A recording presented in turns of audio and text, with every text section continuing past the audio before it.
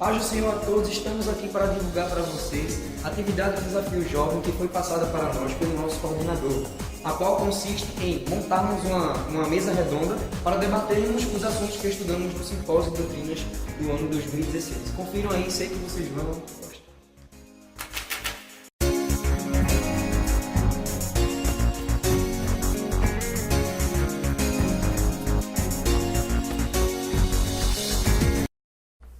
Paz do Senhor, estamos aqui mais uma vez na Rede Brasil, no programa Omega News, para realizar uma entrevista com os nossos participantes do Simpósio de Doutrinas Bíblicas da Assembleia de Deus em 2016, que teve como tema Conhecendo a Deus. Estão aqui conosco Rúbia, Samuel, Ellen, Larissa, Adélia, Paulo e Everton, vindos da área 33 da nossa igreja, e nós agradecemos desde já ao evangelista Sérgio Jeremias, que é o coordenador local. A lição 1 nos trouxe por título Conhecendo o Deus Comunicável. A respeito desse tema, o que vocês podem trazer para nós? Nesta lição 1, ela apresenta também a transcendência, que é a superioridade de Deus para conosco, e a imanência, que ele se comunica conosco. Ela cita alguns argumentos sobre a existência de Deus. Argumentos esses que são a crença intuitiva, que é o clamor da alma do ser humano, a crença legal, que é a crença nas Escrituras, e outros argumentos corroborados que também são o cosmológico, teleológico, ontológico e moral. Podemos conhecer a Deus também através de Cristo, da Bíblia, experiência pessoal, que no caso é a convenção, e também de alguns exemplos de personagens bíblicos. O que vale estudar nessa lição, o melhor dela, é que podemos falar com Deus e Ele conosco. Exatamente, esta é a imanência. Este atributo nos diz que Deus ele está acima da sua criação. Porém, também na imanência, ela nos descreve que Deus se manifesta com a sua criação, ele intervém, se comunica e se relaciona com ela. É realmente muito glorioso saber da imanência de Deus, que é um ser que está acima de todos nós, mas que se comunica conosco. Nós já podemos aqui destacar uma pergunta dos nossos internautas a respeito da lição 1, a qual a nossa jovem Ellen falou. Quais os argumentos mais apropriados, mais válidos, digamos assim, para se apresentar a uma pessoa não evangélica a respeito da existência de Deus, em sua opinião? Eu usaria o argumento cosmológico, que tal obra da criação do universo não pode ser obra do Big Bang, uma expansão, mas sim de um Criador dotado de inteligência e sabedoria. Também usaria a revelação das Escrituras, porque por ela mesma diz que ela é viva e eficaz, mais penetrante que espada aguda de 2 gumes. Em algum momento ela iria penetrar a alma do pecador. Usaria também o argumento teleológico, porque para que fomos criados e por quê? Isso é a ordem, o propósito e a finalidade das coisas. Entendo. E por que você, por exemplo, não utilizou o argumento ontológico e o moral? Porque já o ontológico, ele fala que Deus é autoexistente. Só a partir da existência de Deus a criação pode ser compreendida. Então aí vai mais para os crentes que creem na existência de Deus. Porque o não evangélico, consequentemente, não irá crer na existência de Deus. Então, e o moral é relativo. Tem gente que acha que é relativo, isso entra o relativismo. Um tem os conceitos de bem e de mal e o outro é diferente dos conceitos do bem e do mal. E também porque ele acha muitos acham que o conceito da moral, de bem e de mal, é uma coisa que é própria do próprio homem, né? Uhum. Própria do homem, não veio de Deus, e sim já veio do homem. Então você está querendo dizer que as pessoas não crentes não acreditam na existência de Deus. Daí vem aquele, podemos dizer assim, aquele velho ditado: o inimigo crê em Deus. O que você pode falar um pouco sobre isso? Alguém tem algo a falar? Alguém tem algo a responder? Como eu não entendi? Ele perguntou, ele quis dizer que, como ela disse que muitas pessoas não creem no argumento ontológico, que diz que Deus é um ser autoexistente e totalmente necessário, e essas pessoas que não são crentes, esse argumento não é válido para elas, porque se Deus não existe, Deus não é totalmente necessário. Mas aí ele traz a questão de que até o inimigo, até o diabo, ele é crente. Então como é que fica essa história? Não, pelo fato do diabo, o inimigo, ele conviveu, ele conhece a Deus pessoalmente. Nós cristãos temos o ato de fé. Nós cremos que Deus existe pela fé que nós temos. Como já falou, o próprio diabo, ele conviveu com ele ali. E as pessoas que não são evangélicas, que Não são todas, mas consequentemente elas não acreditam. No caso, Consequentemente. ela não E acredita porque também, pelo até fato... porque é o papel do inimigo. O inimigo, ele deseja isso, que muitas pessoas não creem em Deus para não vir até ele. No caso, então, aí entra a questão ateísta. Ateísta. Ateísta. Mas o ateísta, eu penso assim, para mim falar, eu não creio que tenha essa Bíblia aqui. Para mim dizer que eu não acredito em alguma coisa, primeiro eu tenho que acreditar que ela existiu. Ou seja, esses ateístas, para mim não chega a ser ateísta, porque se eu disser, eu não creio em Deus, como é que eu posso não crer em algo que nunca existiu para mim? Então, para mim, então, já deixa de ser ateísta por aí. Entendeu? Eu penso assim. Ok, vamos prosseguir nossa discussão. A lição 3, ela nos tem por título Deus se revela através do seu Filho. Eu gostaria que alguém aqui comentasse um pouco sobre essa lição, quais os motivos que trouxeram Jesus, né, que levaram a Deus se revelar através do seu Filho, enviando a esse mundo.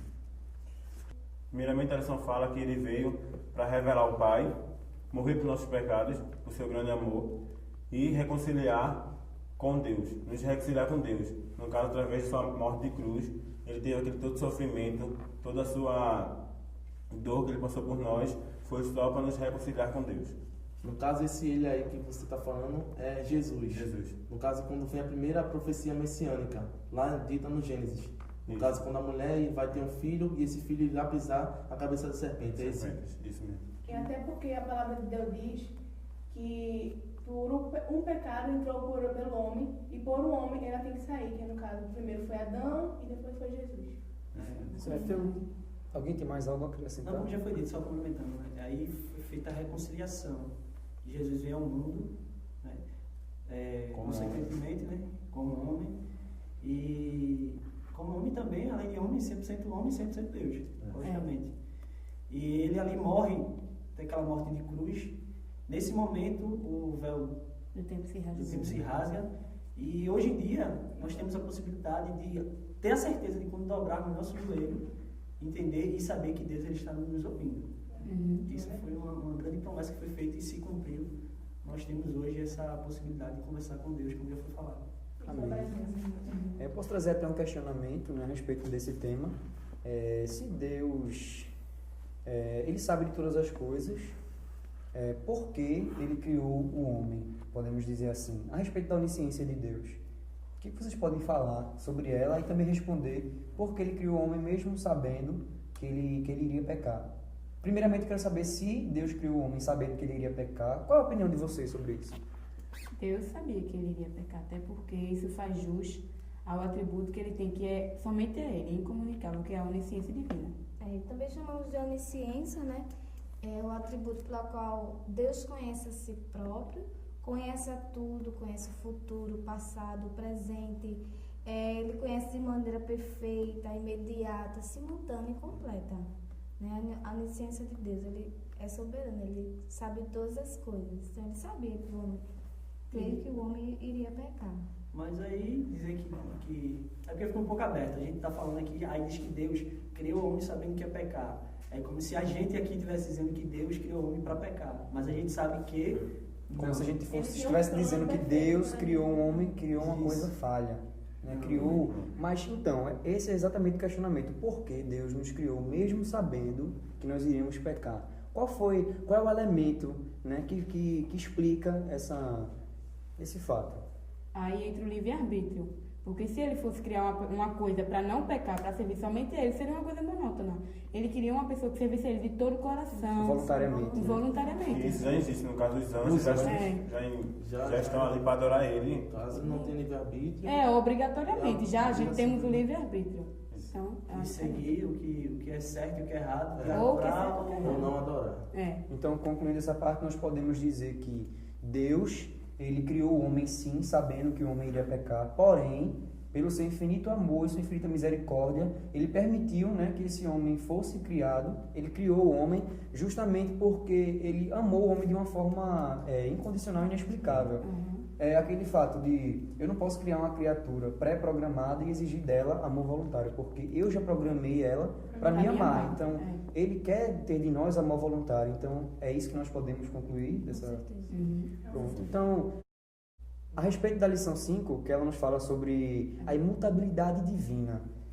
Tem um questionamento, né, que até foi de um dos nossos internautas.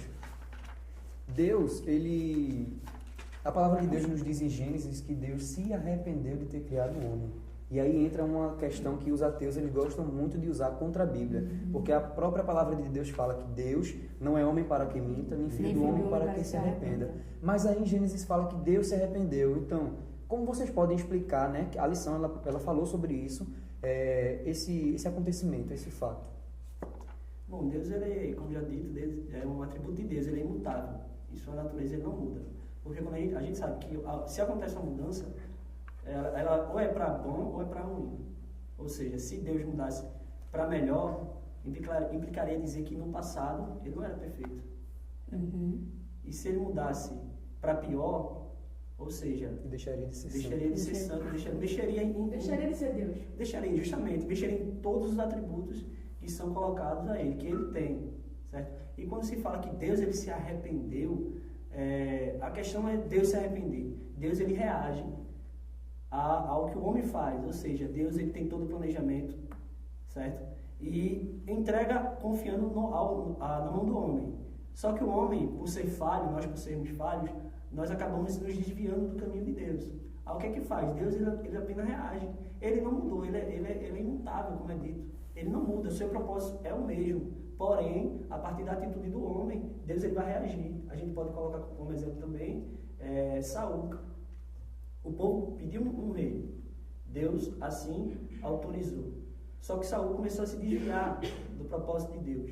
Ou seja, Deus se arrependeu. A gente pode fazer uma colocação, como na teologia a gente sabe que existe, é o antropopatismo, que são sentimentos do homem atribuído a Deus. Por isso que a Bíblia nos fala para trazer mais próximo da natureza divina, ou seja, assim, o que seria? Como é que eu posso fazer a colocação de que Deus se arrependeu em sua natureza? Não teria um pensamento lógico para colocar um sentimento de Deus, para que eu não pudesse entender. Aí o que é que o escritor faz? Pelo direcionamento do Espírito Santo, colocou na Bíblia o arrependimento. Ou seja, Deus ele não se arrependeu, apenas um atributo, linguagem humana colocada no sentimento de Deus. É interessante porque se Deus fosse se comunicar conosco através da sua linguagem, o conhecimento a respeito dele, que já digamos, que ele já é um pouco complicado, seria mais difícil ainda, né? Se Deus utilizasse das suas palavras, do seu vocabulário para falar conosco, seria realmente muito difícil. Por isso, a necessidade, né, de se atribuir características, sentimentos, que aí também entra o antropomorfismo, que é um dos temas dessa lição, atribuir essas coisas humanas a Deus para compreender melhor a sua natureza. Não significa que ele se arrependeu. Tanto que o antropopatismo propriamente diz que Deus mudou, teve uma posição diferente, né, em relação ao propósito original. Não que ele se arrependeu daquilo que ele havia criado. Sim, só complementando também, como você falou, que Deus ele fez o homem e se arrependeu.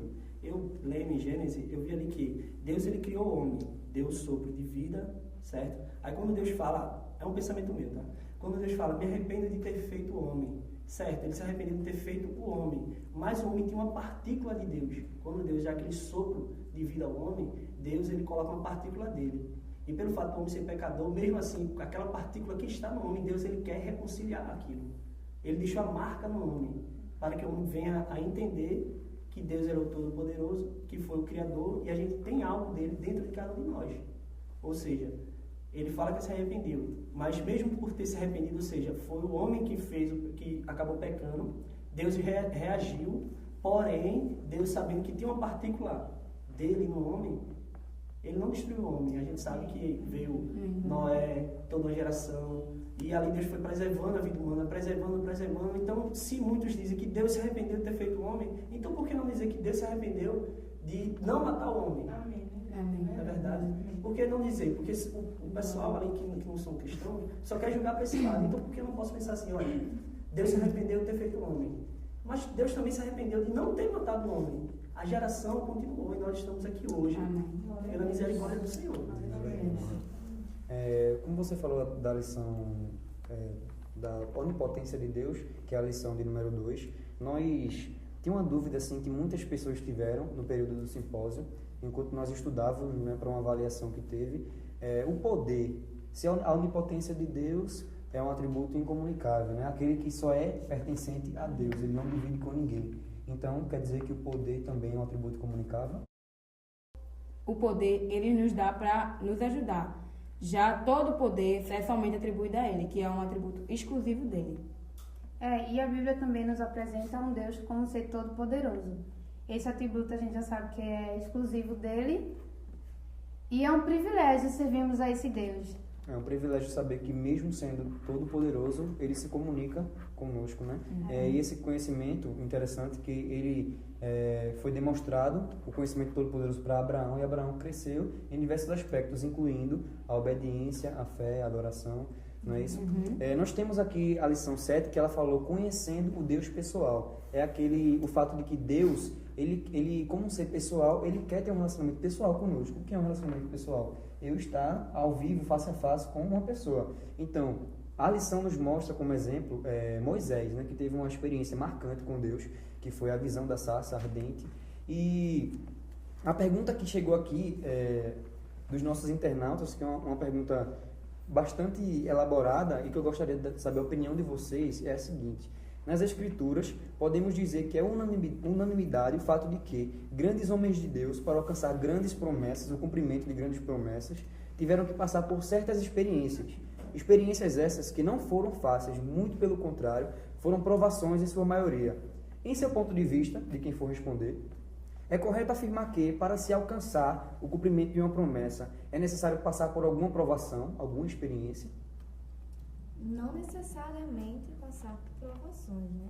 Nós observamos na Bíblia de personagens que passaram, né? Lógico, como a gente vê na primeira lição, do exemplo de Abraão, Jacó, José, Moisés. São personagens que passaram por provações e alcançaram assim, o propósito de Deus na vida deles. Mas não necessariamente devemos passar por provações para ganharmos alguma coisa da parte de Deus. Nesse caso aí também já entra a imutabilidade de Deus. Ele fez a promessa a esses que são relatados na Bíblia, Abraão, Moisés, ele fez a promessa e ele não mudou dentro dessa promessa. Também os homens que ele prometeu também não mudaram, ou seja, continuaram o mesmo. Então podemos dizer que sim, na maioria dos casos é necessário sim uma preparação, né, uma experiência para que você possa alcançar aquilo, mas que isso não é geral, que isso não é uma regra, que pode sim acontecer de Deus, ele liberar o cumprimento de alguma promessa sem que precise você passar por uma experiência. Todos estão de acordo? Alguém tem algo a acrescentar? Até porque Deus trabalha de várias formas, né? Tem só uma maneira, uma forma de trabalhar. Entra também até aquela questão de, para Deus dar algo, por exemplo, Deus faz uma promessa a uma certa pessoa e muitas vezes a pessoa quer antecipar o tempo daquela promessa. Porque Deus, como Deus é um Deus onisciente, Ele sabe o tempo certo de dar cada coisa a cada pessoa. Pode ser hoje, pode ser daqui a um ano, ou pode ser daqui a 10, 15, tanto faz. Para Deus não tem, podemos dizer assim, um momento, tem que ser na hora, na verdade, aos olhos humanos. Tem que ser naquela hora que a gente quer, mas sim no momento certo, no tempo determinado. Como a gente aprendeu na lição que Deus não se limita ao tempo, né? O tempo é diferente, o tempo de Deus é diferente do nosso tempo. E nenhum espaço. Por sua onisciência, ele sabe muito bem, como o Samuel falou, por sua onisciência ele sabe que se ele fez a promessa, que se ele me abençoar agora, pode ser que aquela promessa, aquela bênção que ele vai me dar, eu não vou saber administrar. Mas com o decorrer do tempo eu vou tendo experiências e ali, quando ele me der, eu vou saber administrar muito bem aquela bênção. A promessa está até dos irmãos, de muitos irmãos. Eu conheci um certo jovem que ele pediu uma bênção e ele mesmo se antecipou. No caso, ele pediu uma casa e ele foi e abriu um empréstimo no banco e comprou a casa dele e depois ficou afundado porque perdeu emprego, perdeu várias coisas. Aí disse, não, mas Deus não disse que ia abençoar. Mas nesse momento aí ele, no caso, ultrapassou os limites, antecipou. Pedindo um empréstimo, pegando dinheiro antecipadamente. Deus ia abençoar da forma de Deus, né? Que nós possamos sempre esperar o tempo de Deus e se Ele achar necessário que nós passemos por algum tipo de experiência, certamente nós passaremos. Se Ele também aprouver a Ele que nós não passemos, nós não passaremos, porque, como a própria palavra de Deus nos diz, a vontade dele é boa, agradável e perfeita. Essa lição, meus irmãos que estão nos assistindo, é de um tema muito complexo, um tema maravilhoso. Nós podemos observar que nós não aprendemos apenas no simpósio, nós não abrimos a lição apenas no simpósio, mas os conhecimentos estão até hoje dentro de nós. E é interessante que até em orações que nós fazemos, nós lembramos, nós remetemos a lição. De alguma forma, a gente falando com Deus, a gente acaba lembrando de alguma coisa que a lição falou, que a gente aprendeu na lição. Então é um conhecimento que a gente vai levar para sempre conosco. E não foi uma coisa apenas de um simpósio, de uma competição, de uma prova que nós precisamos fazer, que nós nos dedicamos naquilo, e sim uma coisa para nós levarmos conosco, uma bagagem intelectual e espiritual também. Então nós aqui agradecemos a todos vocês que participaram conosco dessa entrevista e que Deus abençoe a todos que estão nos ouvindo também.